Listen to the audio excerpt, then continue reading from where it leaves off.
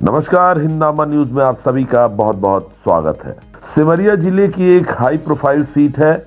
आए दिन सिमरिया से कोई ना कोई खबर ऐसी आती रहती है जिसको लेकर सिमरिया विधानसभा सुर्खियों में बन जाता है। इस बार जो खबर सुर्खियां बटोर रही है वह है कांग्रेस पार्टी से जुड़ी हुई खबर। दरअसल कांग्रेस पार्टी ने सिमरिया में नए ब्लॉक अध्यक्ष की नियुक्ति की है। यह नए ब्लॉक अध्यक्ष हैं, आपको बता दें, नरेंद्र कुमार अग्निहोत्री। विधानसभा चुनाव के फैसले के महीने भर बाद यह फैसला चौंकाने वाला फैसला माना जा रहा है, जिसके अपने कारण हैं। जिसका कारण यह है कि नवनियुक्त ब्लॉक अध्यक्ष सिमरिया जो अभी तक भाजपा में थे और ठीक 10 दिन पहले तक रीवा सांसद जनार्दन मिश्रा एवं पूर्व सिमरिया विधायक केपी त्रिपाठी के साथ भाजपा में कंधे से कंधा मिलाकर खड़े दिखाई देते थे, भाजपा का प्रचार करते थे, पार्टी में खुद के होने की वकालत करते थे।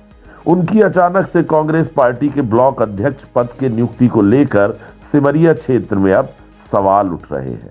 उन पर आरोप लगाया जा रहा है कि विधानसभा चुनाव के दौरान वे थे तो भाजपा में, परंतु वास्तविकता में कार्य वे कांग्रेस के लिए कर रहे थे, जिसका फल यानी इनाम उन्हें अब चुनाव में कांग्रेस प्रत्याशी अभय मिश्रा के जीतने के बाद मिल रहा है।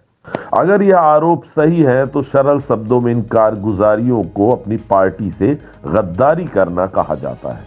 यहां पर उल्लेखनीय बात यह है कि सिमरिया विधानसभा क्षेत्र में कांग्रेस पार्टी को विधानसभा चुनाव में सबसे ज्यादा वोट इसी ब्लॉक से मिले थे। प्राप्त जानकारी अनुसार लगभग 2200 वोट से कांग्रेस भाजपा से आगे रही थी इस ब्लॉक में। यहां पर यह जिक्र किया जाना अत्यंत आवश्यक है कि सिमरिया में भाजपा प्रत्याशी केपी त्रिपाठी महज 600 से कुछ ज्यादा वोटों से ही पराजित हुए थे। ऐसे में इस ब्लॉक से अगर कांग्रेस 2200 वोट से आगे थी तो इसका मतलब है कि चुनाव में खेला इसी ब्लॉक से हुआ और अब कांग्रेस द्वारा ब्लॉक अध्यक्ष के पद पर भाजपा के एक प्रमुख कार्यकर्ता की नियुक्ति यूं अचानक से कर देना आरोपों को बल देता है। कुल मिलाकर फलसफा तो यही लगता है कि अपनों ने लूटा हमें, गैरों में कहां दम था।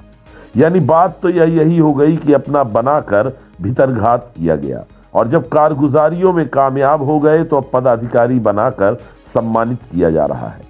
यहां पर एक उल्लेखनीय और दिलचस्प बात और है कि कांग्रेस पार्टी द्वारा एक अल्पसंख्यक को हटाकर इन भाजपा के महाशय की नियुक्ति की गई है।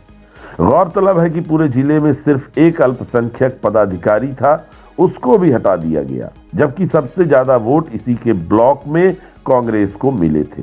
हालांकि माजरा अब साफ हो रहा है कि कांग्रेस को इस ब्लॉक से अगर सबसे ज्यादा वोट मिले थे तो वह किन लोगों की कारगुजारियों और कारनामों की बदौलत मिले थे।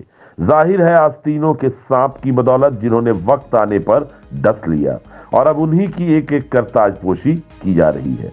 बहरहाल भाजपा जिला रीवा को चाहिए कि इस मामले की तह तक जाए और जांच करवाए ताकि दूध का दूध और पानी का पानी हो सके। यह पता चल सके कि आखिर काफिला लूटा तो किन की बदौलत लूटा।